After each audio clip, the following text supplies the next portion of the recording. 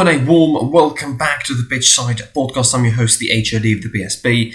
Like, share, comment on the YouTube version of this podcast and subscribe to the YouTube channel. Enable notifications to receive all the updates from these episodes of the podcast and all the content on the channel, of course. Follow us on social media site, PSP on Twitter, Pitchside Pod on Instagram, and of course help us reach our first K here on the channel before the Euros. Welcome to 155th episode, the magazine episode.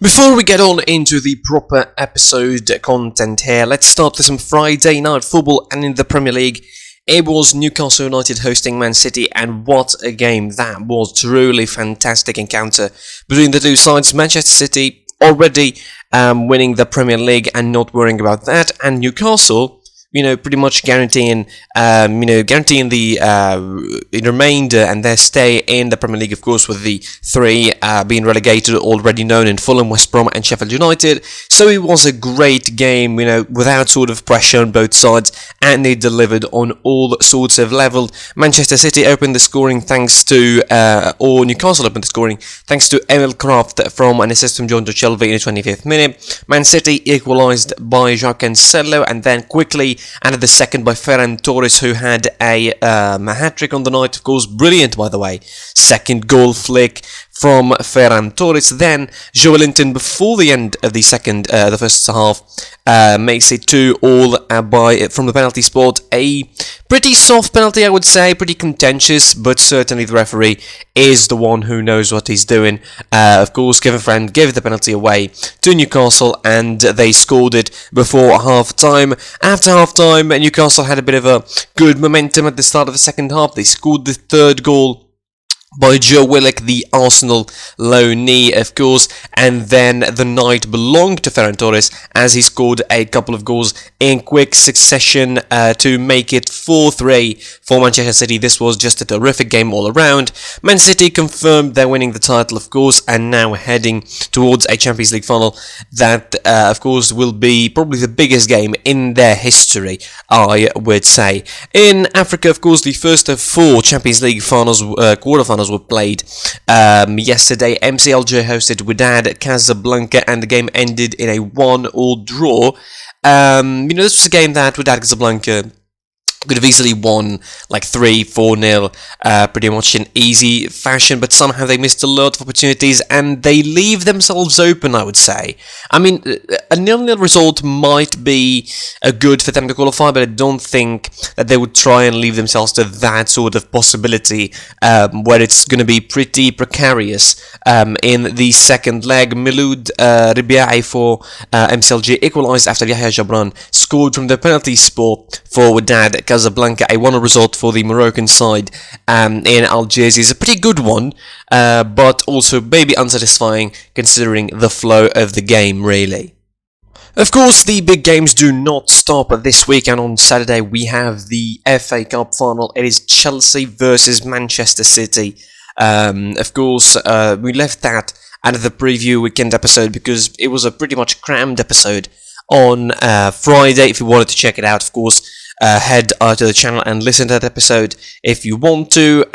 Chelsea versus City, a big game, I would say, for both sides. Obviously, this is, I think, a vindication trophy, probably for both coaches and for both sides on the season that they've been having. Chelsea, I mean, for the second half of the season mostly, or the half under Thomas Tuchel at the very least, is going to be the half that people are going to be talking about. The half with Lampard is going to be slightly forgettable, I would say, but from a lot of people. Both sides still battling for the top four. This is going to be a big game, not just because it's an FA Cup final, but because it's actually a dress rehearsal for another game in the league, where the top four place is going to be probably on the line from both sides. So you're looking at pretty much a lot of probabilities for this one. Is this game more important than the other? Is a trophy more important than the top four place? I mean, everybody's worrying about Leicester really dropping out of that top four spot, but I really think that both sides should be worried about dropping out of the top four. I mean, they had some decent seasons. Of course, Chelsea had a transformation under Tuchel. Leicester City had a decent season. They were more consistent, I would say, than the last one, where they collapsed pretty earlier than these stages. Of course, since Christmas, pretty much, they had a bad momentum. This time around, they held their own pretty well, I would say, comparatively to what happened last season. 6 points ahead of Liverpool are Leicester at the moment. 4 points of Liverpool, Chelsea are at the moment in the top 4 battle, of course. But the big tricky situation is that Liverpool have a game in hand that, if they win, they will be 63, which is going to be a pretty tricky situation again, leading into the last couple of fixtures in the league, which is definitely a situation that Leicester City and Chelsea do not want to find themselves into, heading into the last couple of fixtures of the game. They do not want to find themselves on the edge like last season, playing for literally the last round. And Leicester City, of course, when they left themselves for that situation, they were out of that competition. There's a big question, I think, to be asked about whether this competition is going to be a vindication for Thomas Tuchel or a vindication for Brendan Rodgers. I don't know, like, Brendan Rodgers worked for a couple of seasons now in Leicester City. Like, this is his third season with Leicester City, considering that he came halfway through in 1819. He came halfway through in 1819. He took the team, I think, from being really, really middle of the table after their highs of winning the Premier League, and then he took them to the 4th to 5th place last season. And then, of course, he manages, of course, at the moment, to be in the Champions League spots at third, 2 weeks removed from the end of the season. I think he was around last season, he was around the same position in this time, and he collapsed in the last couple of fixtures. So he doesn't need that. He cannot afford a similar collapse this season. But obviously this match is all about the trophy. Definitely it will matter as a piece of silverware for Leicester City. The first final for them in 38 years in the FA Cup. They haven't been in this competition's final for 38 years. For Chelsea, they've been in this competition's final just a couple of seasons prior. They've been in it last season. They have quite the good record in the FA Cup as a couple of seasons ago. Of course, in 2017 they've been there, in 2018 they've been there, and of course last season they've been there as well in the final. They lost 2 out of those 3, but I think the same opponent, that is, also to Arsenal. So it has to be said that Chelsea are in sort of a good form, I would say, in this FA Cup final, getting to the FA Cup final out of 3 of the last 4 seasons. But obviously, this might not be the final that Chelsea would care about the most. It's the Champions League final they would care about the most. So this might give Leicester City automatic advantage in this match for some reason. The expected, of course, side, maybe Chelsea will field on their strongest 11. Who knows what could happen for Leicester City? Obviously, they will need to field out the strongest 11. This is like, they have only 3 matches left of the season, so they're not exactly in a hurry to rotate their squad. They don't need to. They just had Maddison back. Their squad seems full and complete for the first time in a while, really, because they have been riddled with injuries. As of late, they lost Maddison in the crucial period of the season. They had Sakla Soyuncu going down injured. They had Wesley Fofana missing. They had Ricardo Pereira missing for a couple of weeks. They missed James Justin, of course, a long-term injury, still haven't returned to the squad. So it's going to be a pretty big game for Leicester City. They have to put out their first squad. They have to put out their biggest and the strongest starting 11 if they want to nick this trophy from Chelsea. This game is going to depend a lot on whose team is going to buckle first, because you don't see both teams playing an attacking football, or actually a dominating football, a possession-based style. So you would like to see both teams doing quick transitions, both play almost with the same formation they're good at. Kelechi Iheanacho probably is going to be the man in form for Chelsea, for Leicester City, while it's going to be, I think, Kai Havertz who's going to be the man in form for Chelsea in front. Behind, of course, or behind him, there is N'Golo Kante in the middle. Quite the battle is going to be between Kante, Jorginho and Ndidi Tielemans, if that is indeed the duo that we're going to be taking in the midfield of the park for Chelsea. James Justin, Harvey Barnes, Cengiz Under, Wes Morgan, Johnny Evans, all missing for this game. Johnny Evans pretty much doubtful for this one. he questions about his fitness, and of course from the other side, Kovacic is out for Chelsea, and fitness questions are raised over Christian Pulisic. Big game awaits. Obviously, it's going to be a thrilling game. I'm not going to say it's going to be an end-to-end stuff, but definitely a final would be pretty intense, I would say, from both sides, and with Chelsea, both sides being an intense team. Of course, they like to press, but definitely the first team that buckles first would lose that final, and it's a crucial final, I think, for both coaches. Let's get into the main topic of the episode, of course, and I was certainly anxious a little bit to choose an episode or a theme for the episode to talk about, and certainly this question sounds appropriate and just about the right time, I think, to ask it: whose season was worse as far as title defences go between Pirlo's Juventus and Klopp's Liverpool? Obviously, to answer this question, or to try and build a perspective on this question, you have to factor in some factors, some big factors. I think three factors really should be put up for this question, for this debate. Whose squad has been the fittest, or been riddled more by injuries, should we say, from the two squads? Whose manager made the worst decision? And of course, whose team actually performed worse on the pitch this season? To start, I think with the first factor, obviously this gives the edge to Juventus, because Liverpool's squad has been riddled with injuries this season. They almost lost every player in every position. They lost, from the goalkeeper Alisson to the defence, of course. That was, I think, the Achilles heel for them this season in terms of injuries. Van Dijk went down injured, Gomez went down injured, Matip went down injured, Alexander-Arnold went down injured at a certain point.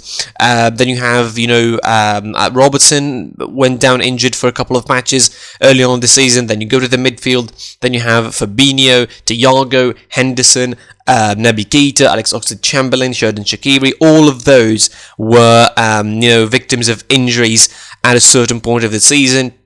We go to the attack. Diogo Jota was injured. Sadio Mane missed for COVID-19 reasons and injury as well. Mo Salah missed for COVID-19. Only Firmino, who missed a couple of games for injury and then returned, of course. So for this one, I think the edge goes for Juventus as the fitter of the two, because definitely you could not argue that with Liverpool's bad luck with injuries. Although Juventus themselves had quite the bad luck at a certain points.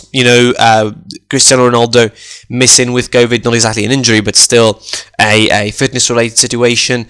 They missed. They just had Chiellini back. They missed Bonucci for injury, but definitely, again, not the same. The same intensity, or not the same amount of injuries as Liverpool had. Liverpool got to a point where they couldn't even field the proper 11 because they didn't have a proper squad. They were fielding the likes of Reece Williams and Nathaniel Phillips, and they even bought Ben Davies, and he's injured now from Preston North End. Like, it's a weird merry-go-around, really, of injuries for Liverpool. And of course, when you compare that to what Juventus had, they pretty much worked with a fit squad for most of the season. It's just the fact that they didn't manage it quite well. So in that factor, I think, and in that debate, I think Juventus are the lesser of the two evils in this situation. Now we get to the second question, or the second factor in this question, is whose manager made the worst decisions on the pitch related to the club. This is a hard one, and definitely one for debate for a multitude of reasons, because you could not give a pass to Pirlo because he's a new manager, just like you could not give a pass for Klopp because he's been managing Liverpool for like 6 years now. But I think you kind of sympathise with Pirlo a little bit because he's a first-time manager. It's his first gig in managing, and it's a big one as well. Like, he was supposed to take over the under-23s in Juventus, but he was promoted to the senior side once they got rid of Maurizio Sarri, and that was as quick and as, I would say, erratic of a decision as it could have been for Juventus board. It proved costly, obviously. But definitely, as far as decisions are concerned, I didn't think that Pirlo had time to make any. And with those decisions, I mean, players being gone and players being bought. These are the decisions that I'm really, talking about. Obviously, in this COVID-affected situation at the moment, you could not really blame coaches for not bringing in players. But still, even with the limited financial backing, I think you could still bring in some some reinforcements, even not big ones, even not superstars with 100 millions or whatever, but definitely you can bring some reinforcement to some positions where you need to strengthen. Pirlo didn't have a transfer window to do that. He pretty much was signed like late on in the transfer window, like right before the Champions League starts even, and he took over straight away from Maurizio Sarri. For Jurgen Klopp, he chose, and the board chose, not to go for any sort of big reinforcement this season. They bought Thiago, yes, and that was, I think, maybe a flopping deal at the moment. Like, Thiago is only coming good now, as of late, when he had Fabinho behind him and is starting to show what he can do as a proper, in his proper position and with his proper function on the pitch. Aside from that, they had a lot of problems in the back, and they tried patching things up with Ozan Kabak and Ben Davies. They didn't go for big reinforcements. The front line is pretty much the same, only with Diogo Jota. You don't see a big overhaul in the squad. You didn't see players, leaving Liverpool, like massive exit from Liverpool. That didn't happen. Certainly, something like that also didn't happen in Juve too. They didn't bring in, a lot of superstars. They brought in McKennie. Or they made McKennie's deal permanent in Juventus, and also then they brought in Federico Chiesa, who had a decent season, I would say, with Juve. So as far as as this is concerned, I might give the edge for Klopp being the worst of the two, because again, Klopp has been in Liverpool for 6 years, and he has a board that can fully back him in a situation like this. Obviously, you need to come to terms with the financial problems forced by COVID-19, or the lack of revenues for Liverpool. But certainly, you could have made a bigger move, particularly when it comes to a centre half. Obviously, they now made one going for Ibrahima Konate, but over the course of the season and the transfer window in the winter, they could have done really something different. And now we come to the third factor of this whole debate, is whose team actually performed worse on the pitch. And this is where the debate really can kick on, because you could look at Liverpool and say, oh, but the front line is not scoring anymore like it used to do. The defence, of course, is bad. I mean, there's no debate about that. When you have a team this season that is, conceding 41 goals, even considering that there are other teams above them that conceded more, like Leicester conceded 44, United conceded 42, you have West Ham just behind them conceded 45. I mean, all of those teams are top table teams. It's supposed to be fighting for the Champions League, but definitely, Liverpool had a worse sort of shaped defence than them at a certain points of the season. The front line haven't been firing at all cylinders. The midfield, of course, with the effect of the injuries, haven't been emptied, with Fabinho and Henderson dropping in a centre-half position most points. And, Liverpool didn't have a proper sort of shape in that midfield. And of course, a big point as well is the drop in level for both fullbacks in Alexander-Arnold and Robertson. And I think it was more felt for Alexander-Arnold than Robertson. It was clear in his play that he was, he was not that good, and his mind was not in the game at a lot of games. Of course, after that, the fact that Gareth Southgate didn't pick him in the last international squad for the European qualifiers for the World Cup, and you have a pretty good recipe, I think, for an unrested player, I would say. As far as Juventus are concerned, you look at them this season, and they almost feel like a template of themselves. And while Liverpool's problem, they have been in and out, they had good games, and recently the game against United was brilliant. But Juventus almost felt like consistently inconsistent, or consistently average and mediocre, even in their biggest of wins and their best of wins. You need no further evidence than the game against Sassuolo, where they won 3-1. I'm not going to go to the games where they lost. I'm going to go to the games that they won. The games that they won feel like they always somehow survived something, or got past a loss, really, because they start the game pretty slow. For the most part, they start the game pretty slow. The first half, they spend it really, really slow. They give away the ball in the midfield. They don't have a proper shape about them in the midfield. They lose the ball too much. They're not intense. Somehow they play either too central or too wide. They don't have some balance in their play, and of course when the front line in Morata and Ronaldo mostly for the season is isolated and you cannot get balls to them, mostly you cannot do anything up front for Juventus, and you can only wait for an exploit from Chiesa, an exploit from Cuadrado, who's been Juventus' best player this season. So you're looking at an average squad that has Cristiano Ronaldo. That's the most of it. I'm still not convinced with some players in the midfield. Rabiot Bentancur does not cut the mustard for me as a double pivot. You look at some players and they're not exactly given 100%. You look at the likes of Danilo, he's not coming good. Alexandro his level dropped dramatically in this season, I would say. He was missing also in the parts for injuries as well. Then you have Ramsey, he doesn't know what to do on the field. You see Kulusevski still not coming good for them. Morata has been decent, but not exactly the killer finisher they needed. Cristiano Ronaldo, yes, he's a goal scorer. He scored 27 goals for them.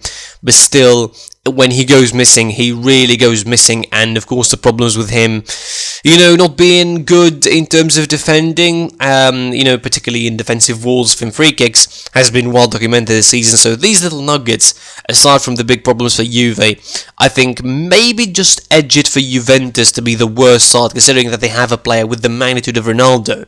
Not to say that Liverpool have some bad players. They have Salah, they have Mane, some of the best players in the world, I would argue. But definitely the edge goes for Juventus on this one for being the worst of the two. I mean, this is not a settled deal. Like, you can give me your opinion. I'm ready to debate it. I'm ready to challenge you maybe, but I feel like maybe Juventus' season, and also considering the involvement in the Super League, both sides involved in the Super League, but I think Juventus are involved harder than Liverpool in that one because they need a lot of money to pay a lot of debt. Andrea Agnelli is a pretty ambitious man behind this idea, so maybe Juventus as a package had the worst season on and off the pitch. As far as Klopp, they had some good patches where they picked up a couple of results, where they had some decent performances, but I don't think that Juventus had that luxury this season. Obviously, you can debate my opinion, you can challenge it in the comments. I will be happy to reply and reach me out on Side PSP on Twitter, PSP on Instagram, in order to actually, give me your opinion, and I will really, really be happy to accept it. Thanks for watching, thanks for listening. That's it from me for this episode. I was your boy, the HOD of the PSP. Like, share, comment on the YouTube version of this podcast, subscribe to the YouTube channel, and enable notifications to receive all the updates from these episodes. Help us on the way to our first K before the Euros, hopefully. And thanks for watching. And until next time, goodbye.